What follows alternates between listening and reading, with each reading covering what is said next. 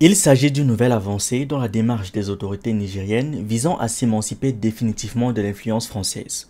En effet, le gouvernement militaire du Niger a entrepris de renommer plusieurs avenues et monuments emblématiques de Niamey, la capitale, qui portaient jusqu'à présent des noms évoquant le passé colonial du pays sous la domination française. Le colonel-major Abdraman Amadou, ministre de la Jeunesse et porte-parole du gouvernement au pouvoir, a précisé la portée de cette initiative en déclarant: une grande partie de nos avenues, boulevards et rues arborent des noms qui ne font que rappeler les souffrances et les humiliations infligées à notre peuple durant la période coloniale. Par exemple, l'avenue qui portait le nom du général Charles de Gaulle a été rebaptisée avenue Djibo Bakary en hommage à une figure de notre histoire nationale.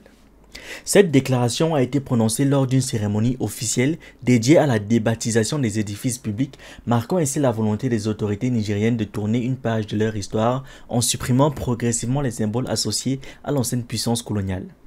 Ces changements sont vus comme un geste fort de réappropriation de l'identité nationale et un pas significatif vers l'affirmation de la souveraineté du Niger.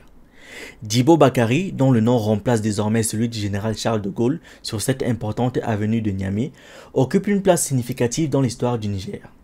Premier maire élu de Niamey et figure clé du mouvement pour l'indépendance du pays, Djibo Bakary a été l'un des grands partisans de la rupture avec le régime colonial français.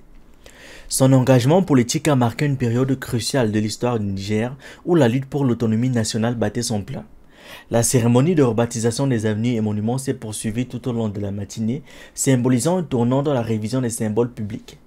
Cette révision ne s'est pas limitée à quelques avenues.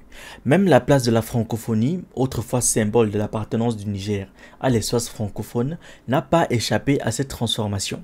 Elle porte désormais le nom de place de l'Alliance des États du Sahel, en référence à la confédération formée en 2023 entre le Niger, le Mali et le Burkina Faso. Cette alliance marque une volonté accrue de collaboration régionale et de renforcement des liens entre ces trois pays sahéliens qui partagent un destin politique et sécuritaire commun face aux défis actuels. Ce geste symbolique traduit ainsi une volonté claire des autorités nigériennes de redéfinir leur rapport à la France et de se tourner vers une nouvelle ère de coopération régionale au sein de l'Afrique de l'Ouest. À Niamey, un autre symbole de l'ère coloniale a été effacé. Le portrait de Parfait Louis Montel, commandant et explorateur colonial français, gravé depuis des décennies dans un monument de pierre, a été remplacé par une plaque à l'effigie de Thomas Sankara.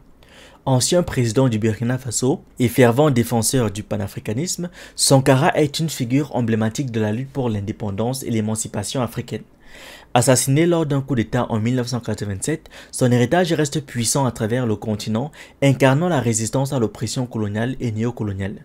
Ces actions s'inscrivent dans un mouvement plus large de rupture avec la France, initié après le coup d'État militaire du 26 juillet 2023, qui a porté au pouvoir le général Abdourahmane Tiani.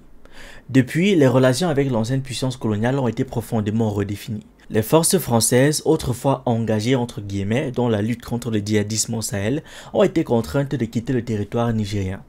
L'ambassadeur de France a été expulsé, marquant une étape diplomatique majeure dans le processus de distanciation. Le Centre culturel franco-nigérien, autrefois un symbole de la coopération culturelle entre les deux pays, a également cessé de fonctionner en tant qu'établissement binational. Il a été rebaptisé Mustapha Alassane en l'honneur du célèbre cinéaste nigérien, pionnier du cinéma en Afrique de l'Ouest. Ce changement de nom renforce la volonté des autorités nigériennes de valoriser les figures locales et de se réapproprier leur patrimoine culturel tout en réduisant l'empreinte de l'influence française dans les institutions publiques. Cette décision marque ainsi une nouvelle étape dans la quête de souveraineté du Niger, rompant avec un passé colonial encore très présent dans les mémoires collectives du pays. Merci d'avoir regardé cette vidéo, n'oubliez pas de liker, de partager et de donner votre avis en commentaire. Vous pouvez aussi nous suivre sur nos différentes plateformes Facebook, YouTube, TikTok et surtout sur le réseau social africain Diba World, disponible sur Android et iOS. Pour ceux qui le souhaitent, vous pouvez aussi rejoindre notre communauté WhatsApp. Tous les liens utiles sont dans la description.